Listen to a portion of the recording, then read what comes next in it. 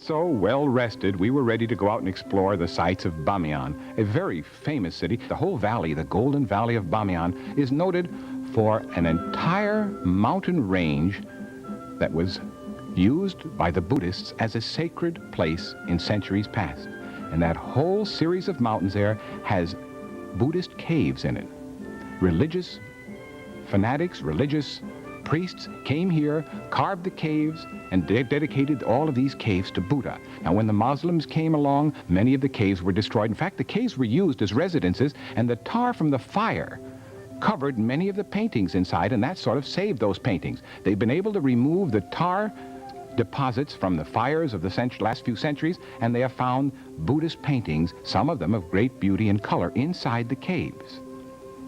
A tremendous Buddhist religious complex in this Bamiyan Valley. There were places where you could see the remains of some of the statues that had been attached by those holes to the background there. The statues have long since disappeared.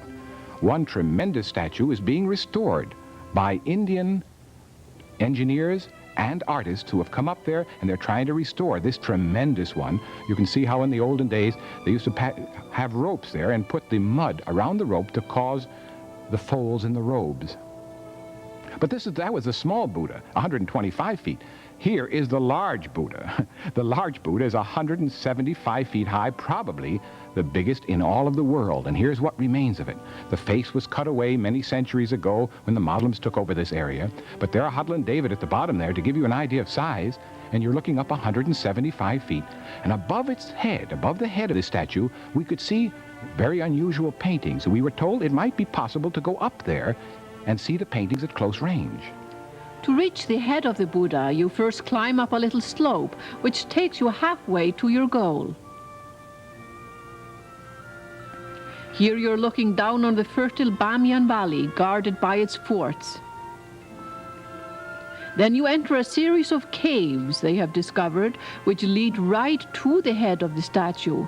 And we'd like you to join us as we climb through the winding passages of the cliff, passing on the way Buddhist paintings which cover many of the walls and ceilings.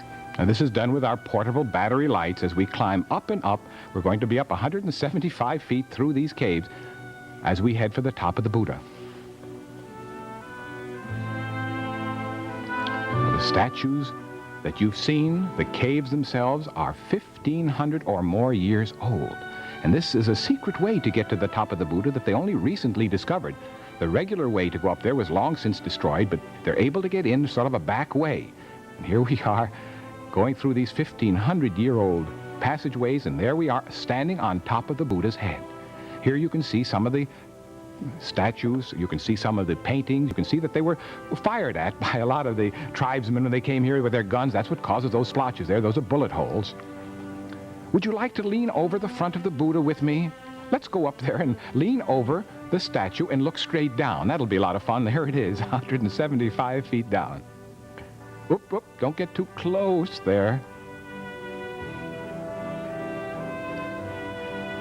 Well, we climbed down again, all the way down this way, and had one last look at that magnificent big Buddha, 175 feet high, carved in these cliffs 1,500 years ago.